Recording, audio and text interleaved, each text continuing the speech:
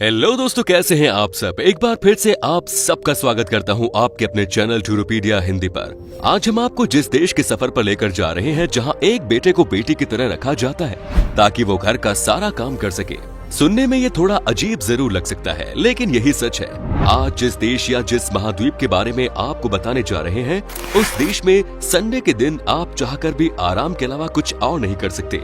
ये दुनिया का दूसरा सबसे मोटा देश है। यहाँ की 90% आबादी ओवरवेट है और ऐसे में जाहिर है कि इस देश के लोग खाने के काफी ज्यादा शौकीन होते हैं। यहाँ एक ऐसा आइलैंड भी है जो खुद ही कभी भी गायब हो जाता है और यहाँ का डांस ही इस देश के कल्चर की पहचान है। दोस्तों, आज हम बात कर रहे हैं दक्षिण प्रशांत महासागर में स्थित देश टोंगा की। तो फिर देर किस बात की, अपना सीट बेल्ट बांध लीजिए अच्छे से और निकलते हैं टोंगा के एक शानदार सफर पर। सबसे पहले आपको बता दें कि टोंगा का ऑफिशियल नाम है किंगडम ऑफ टोंगा, जो ओशिनिया के प्रशांत क्षेत्र का हिस्सा है। दक्षिण प्रशांत महासागर में स्थित ये एक संप्रभु द्वीपीय देश है। संप्रभु यानी एक जन समूह जिनकी एक अलग पहचान होती है जो कि उन्हें उस राष्ट्र से जोड़ती है। टोंगा की सीमाएं उत्तर पश्चिम में फिजी और वालिस आइलैंड और फ्यूचुना आइलैंड, उत्तर पूर्व में समोआ, पूर्व में न्यू, दक्षिण पश्चिम में कैरमाडेक आइलैंड और दूर पश्चिम में न्यू कैलेडोनिया और वानुअतु से मिलती है। टोंगा देश की कुल जनसंख्या है 1.6 लाख। देश की ऑफिशियल लैंग्वेज है टोंगन, लेकिन यहाँ अंग्रेजी भी काफी ज्यादा बोली जाती है। यहाँ ज्यादातर लोग इसी भाषा में बात करते नजर आते हैं। यहाँ के लोग केले, तारों, नारियल और पपीता जैसी फसलें सबसे ज्यादा उगाते हैं। टोंगो के लोग यानी टोंगन ज्यादातर पॉलिनेशियन वंश के माने जाते हैं। टोंगा ने 4 जून 1970 में ब्रिटिश सुरक्षा से आजादी हासिल की थी। इस देश के इतिहास पर एक नजर डाला जाए तो आजादी मिलने के बाद 14 सितंबर 1999 को किरिबाती, नाउरू और टोंगा संयुक्त राष्ट्र अमेरिका में शामिल हुए। दोस्तों, टोंगा देश को सबसे फ्रेंडली देश माना जाता है। 1773 में कैप्टन जेम्स कुक, इन्होंने खुद इस बात को माना था। इस देश में उनकी पहली सफर के दौरान टोंगा को फ्रेंडली आइलैंड का नाम दिया गया। टोंगा लगभग 3000 सालों से बसा हुआ है। ऐसा माना जाता है कि सबसे पहले यहाँ पहुँचने वाले लोग लापिता संस्कृति के ऑस्ट्रोनेशियन भाषी लोग थे, जो उनके अलग और खास तरीके से सजाए गए मिट्टी के बर्तनों से पूरी दुनिया में जाने जाते थे। टोंगा के पहले राजा को तुई टोंगा के नाम से जाना जाता था और वो अहो इतु था। इसका मतलब है भगवान का बच्चा। इस देश में सबसे ज्यादा ईसाई धर्म को पूजा जाता है। आज लगभग 99% टोंगन ईसाई के रूप में पहचाने जाते हैं। पॉलिनेशियन कल्चर की वजह से टोंगन्स पारिवारिक संबंध और धार्मिक चीजों को काफी ज्यादा मानते हैं। यहाँ के लोग अपने बच्चों की परवरिश इस तरह से करते हैं कि वो हमेशा अपनों से बड़ों का सम्मान ही करते हैं। टोंगा को एक महाद्वीप माना जाता है जिसमें छोटे बड़े कुल 171 आइलैंड है। हालांकि आपको जानकर हैरानी होगी कि इनमें से सिर्फ 36 आइलैंड्स ही ऐसे हैं जहां लोग रह सकते हैं। टोंगा में 65% लोग टोंग टापू आइलैंड पर रहते हैं, जबकि इस देश की कुल 30% आबादी नुकुआलोफा में है और उसके आसपास द्वीप पर रहती है। नुकुआलोफा टोंगा देश की राजधानी भी है। आपको बता दें कि टोंगा देश भारत की तरह ही एक लोकतांत्रिक देश है, जहां हर काम पूरे सिस्टम के साथ किया जाता है। देश की इकोनॉमी मुख्यतः खेती के ऊपर सबसे ज्यादा निर्भर करती है, लेकिन पिछले कुछ सालों में टोंगा देश की खास बात यह है कि यहाँ की इकोनॉमी टूरिज्म सेक्टर पर भी काफी डिपेंडेंट होने लगी है, जिसका कारण यही है कि लोग इस देश में घूमना काफी ज्यादा पसंद करने लगे हैं। टोंगा में संडे मतलब आराम का दिन है। अब आप सोच रहे होंगे कि इसमें नया क्या है। हर किसी देश में संडे को लोग आराम ही तो करते हैं, लेकिन दोस्तों टोंगा में संडे कुछ अलग तरीके से मनाया जाता है।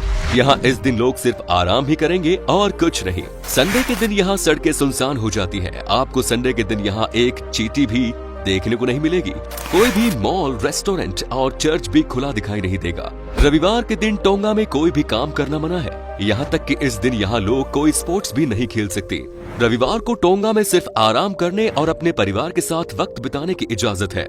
दोस्तों, टोंगा दुनिया का दूसरा सबसे मोटा देश है। मोटा देश से हमारा मतलब है यहाँ के लोग काफी ज्यादा मोटे होते हैं। आपको जानकर हैरानी होगी कि टोंगा इस देश की 90% आबादी ओवरवेट है, जबकि इस देश के 70% लोग मोटे होते हैं।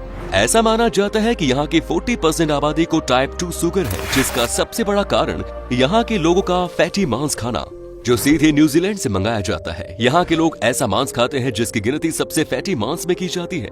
तो जाहिर है कि इतना अगर फैटी मांस खा रहे होंगे तो यहाँ के लोगों का वजन बढ़ना तो बढ़ना ही है ना। टोंगा में एक अलग ही तरह का रिवाज देखने को मिलता है। दरअसल टोंगा में अगर किसी औरत के सिर्फ बेटे हैं तो वो उनमें से कम एक को बेटी के जैसे पाली जाती है ताकि खाना पकाने और सफाई जैसे कामों में मदद की जा सके। इन लड़कों को तो टोंगा में एक नाम भी दिया गया है। इनको फाका लेती कहा जाता है। फाका का अर्थ है के तरीके से या पसंद और लेती का मतलब है महिला। लेकिन यहाँ के लोग इस परंपरा को अपनाने में बिल्कुल भी कतराते नहीं बल्कि पूरे शौक से इसे अपनाते हैं।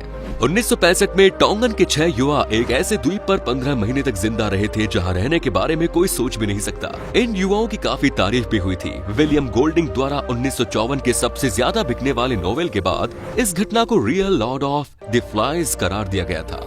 एक हॉलीवुड स्टूडियो ने हाल ही में इस इवेंट पर फिल्म बनाने के राइट्स भी खरीदे और ये फिल्म जल्द ही बड़े पर्दे पर रिलीज होगी। दोस्तों, टोंगा में कई अनोखे आइलैंड हैं, जिसमें से एक ऐसा आइलैंड है जिसकी बात कुछ अलग है क्योंकि ये कभी कभी गायब भी हो जाता है। इसीलिए टोंगा को एक लुप्त होता द्वीप भी कहा जाता है। 1867 में पहली बार लोगों के सामने आए इस आइलैंड की ऊंचाई 50 मीटर और लंबाई करीब 2 किलोमीटर थी। 1894 में ये द्वीप गायब हो गया था, लेकिन 2 साल बाद फिर से गायब होने से पहले फिर से प्रकट हो गया। 1927 में ये आइलैंड फिर से प्रकट हुआ और 1949 तक फिर से गायब हो गया। ऐसा लगता है कि द्वीप को लुका छिपी खेलना पसंद है। टोंगा हम्पबैक व्हेल का घर है। यहाँ हम्पबैक व्हेल सबसे ज्यादा देखने को मिल जाती है।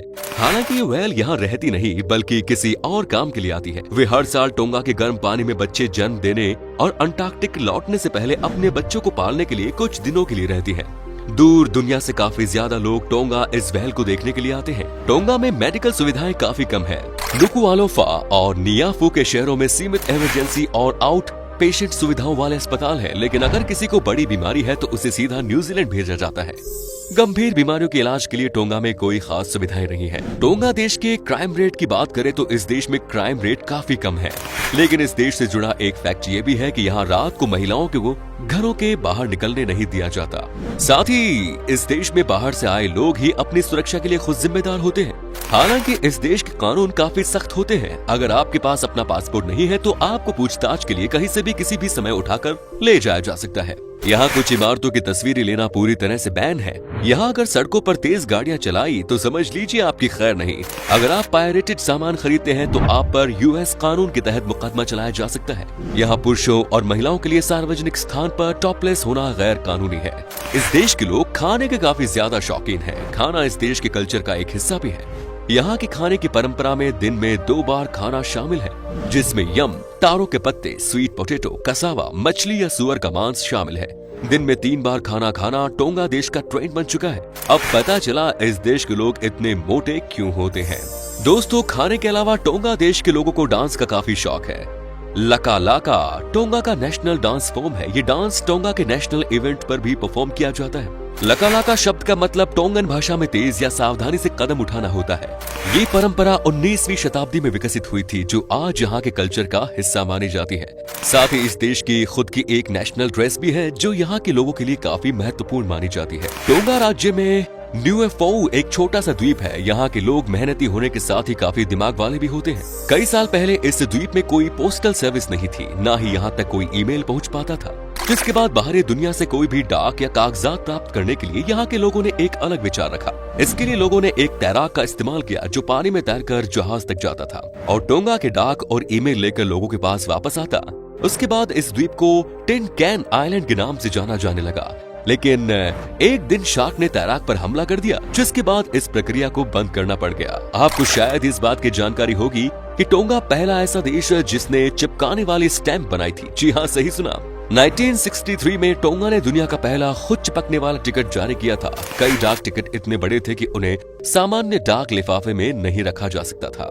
दोस्तों, अगर स्पोर्ट्स की बात करें तो टोंगा देश का नाम ओलंपिक खेलों तक भी पहुंचा है। बॉक्सर पीए वोल्फग्राम, इन्होंने 1996 में अटलांटा ओलंपिक में टोंगा का पहला और एकमात्र ओलंपिक पदक जीता।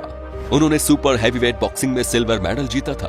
2016 के रियो ओलंपिक में टोंगन एथलीट पीटा तोफातोफुआ, इन्होंने ओपनिंग सेरेमनी के दौरान अपने कपड़े उतार दिए थे। इसका वीडियो भी सोशल मीडिया पर काफी दिनों तक वायरल रहा, जिसके बाद टोंगा देश का नाम काफी दिनों तक चर्चा में बना रहा।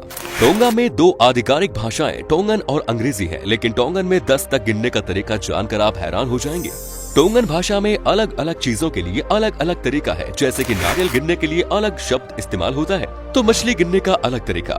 चलिए दोस्तों, अब हम आपको बताते हैं कि क्या है यहाँ का वीजा प्रोसेस और टोंगा में घूमने के लिए आपको कितने पैसे खर्च करने पड़ेंगे।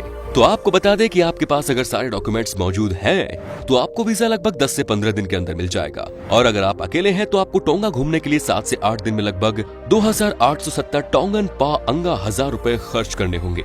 दोस्तों, टोंगा की करेंसी है टोंगन पा अंगा, जिसकी वैल्यू लगभग 32.89 भारतीय रुपए के बराबर है। तो ये था टोंगा। कैसा लगा हमें बताइए कमेंट्स में, और क्या कभी आपने विजिट की है इस शहर की, और अगर की है तो आपका एक्सपीरियंस हमारे साथ शेयर जरूर करें। उम्मीद है आपको ये वीडियो पसंद आया होगा, तो लाइक करें वीडियो को और अपने दोस्तों के साथ इसे शेयर करना ना भूलें। मिलते हैं नेक्स्ट वीडियो में। Till then bye bye, take care.